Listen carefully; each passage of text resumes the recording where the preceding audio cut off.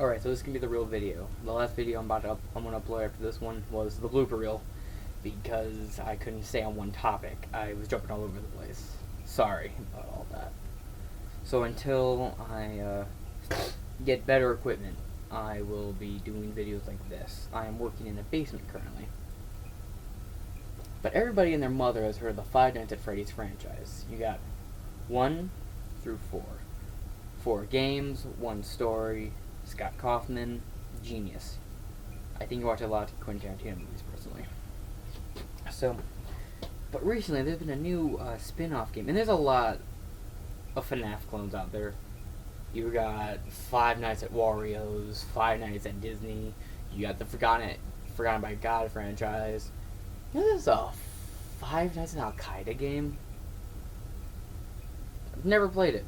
I heard it was up for about a day and it got taken down for offensive content. That's more of a rumor than a fact, so don't hold me to that one. Because I heard of it. There's some you can find images of it, and it's about as offensive as it sounds. But there are 2 games. One, I'm not connected to this. It's just a really good game called One at Flumpy's. There's 3 of them, I believe, and all 3 of them are amazing and super difficult.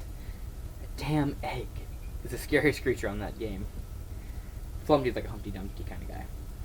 But there's one that has taken my attention for 2 reasons. One, there appears to have been a connection between the Five Nights at Freddy's game and this game by itself as well. There are 2 in this new clone franchise, and it's called Five Nights at Candy's. Now, Candy's has the same amount of animatronics as Five Nights at Freddy's does. You even got Candy, who's Freddy. Everybody has a duplicate, like a double of themselves. For every yin, there's a yang in both franchises.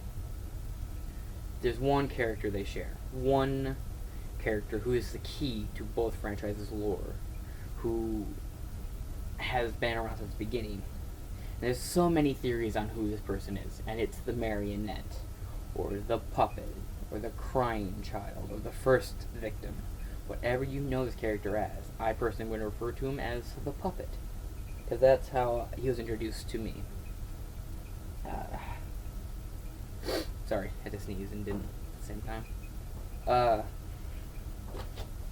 So, Five Nights at Candy's, at the end of every level in the first one and the part of the second one, you see, it's not an Atari pixel game like Five Nights at Freddy's has. It's a, it's like an actual video, quality video. It's not 8-bit, it's not super pixelated, it's like, it looks like a real security camera footage. And you see the puppet in the Five Nights at Candy's game. And you play as a different animatronic in every one. The animatronic looks one way, comes back, the puppet's there. Looks away again, comes back, and the puppet's like in its face. And it makes a loud hype. Don't use headphones when you play in this game.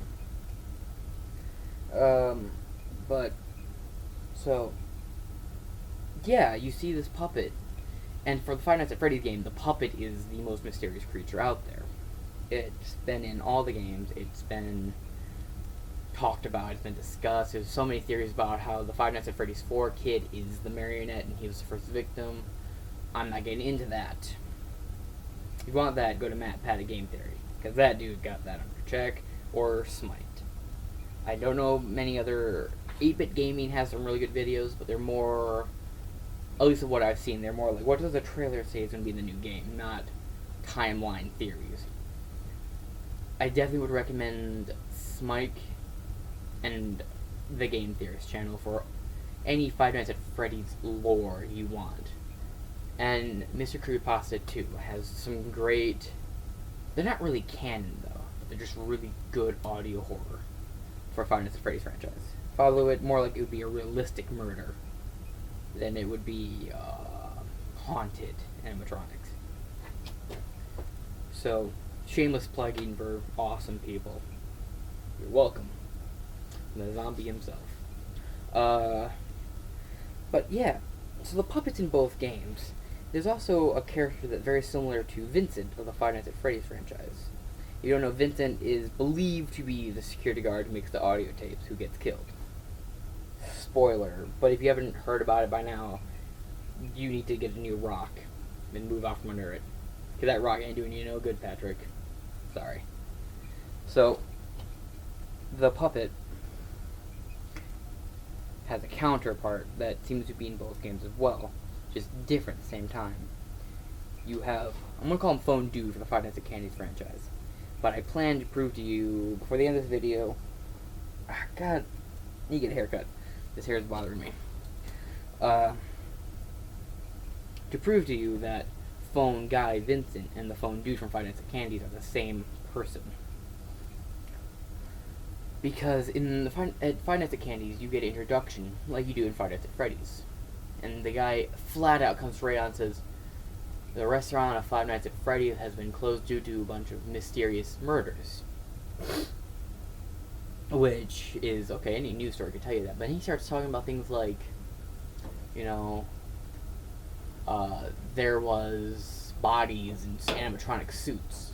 Which is something in a real life murder scene, I don't think the media would address within 2 days of the crimes happening. That'd be one of the things that would be hush-hush for this huge entertainment company, this conglomerate monster company that has a bunch of different locations and can afford to close down this location, open up another one somewhere else with a completely different story, completely new animatronics with so many new features like being connected to a criminal database. Completely different. So you'd assume that they'd be enough to have a PR team pull something off that made it so this city knew that they were different from their past locations, and past crimes.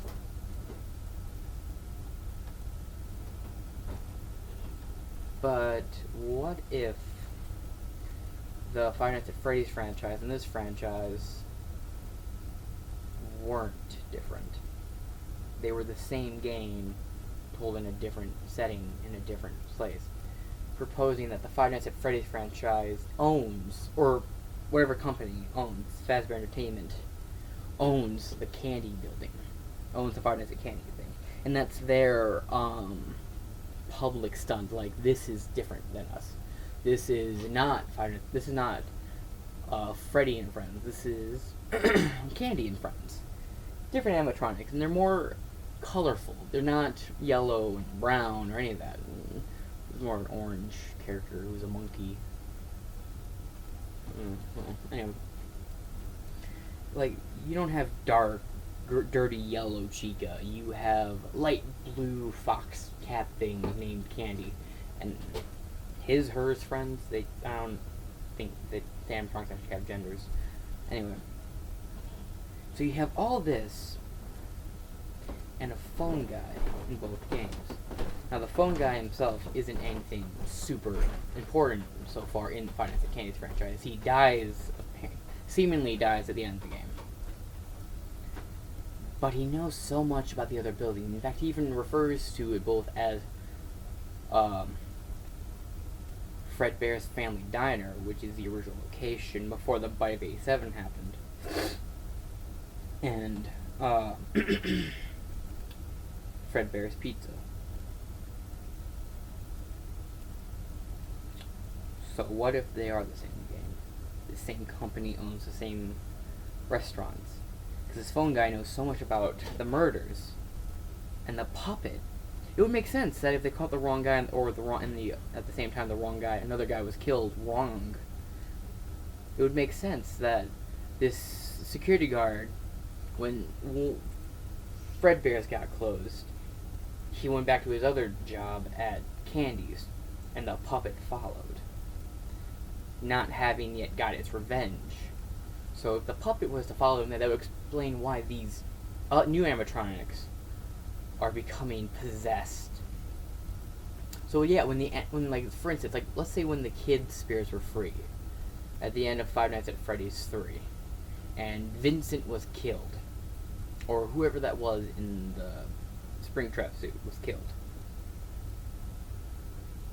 it would make sense. the spirits killed the wrong person.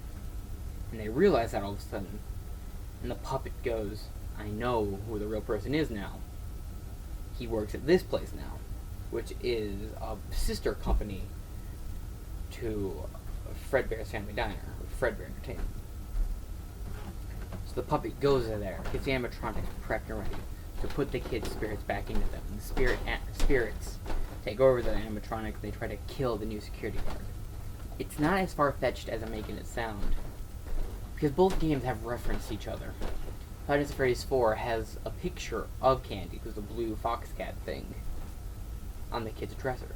It appears and disappears, being replaced with Foxy every so often. I don't know what they share in common. I have no idea what that symbolism is, but it just seems really funny that both of these characters would share such similarities. That often, and there's no history of people being killed at Candy's Entertainment. There's no history of a malfunctioning animatronic. So overall, it would make a lot of sense that these are brother and sister companies, that the puppet would move to that franchise. But now you're gonna ask, what about Five Nights at Freddy's 3? Why is the puppet there as well? It's an hallucination. It can happen. Your fumes making you see things that aren't actually there. The puppet, at this point, is dead. Spirits are gone. If the Candy series continues with the same lore, who is to say that not everybody makes it back? I mean, they have broken chunks, but that box has a giant C written on it. Why would there be a C, a big cartoony C written on a box in Fredbear's Horror? Unless the box was from Candy's, spelled with a C. And that's where they got the animatronic parts from. Of course, it's all speculation. I could either just end for a certain place we know with a mouse in it. But it's all fun to speculate. I'm not the best at doing exterior videos. I just thought of this right now, watching Markiplier play it, and I started realizing when I was playing it myself, I noticed these little things that just didn't think about them too much. If this video at all gets popular, which it probably won't. I mean, there's so many theory videos, and there's so many people doing this. I just want to say right now that if anybody took the time to watch this from the beginning to now, and they put up my rambling, and they put up with all my stuff so far, leave a like, and thank you. Give me a suggestion for next time.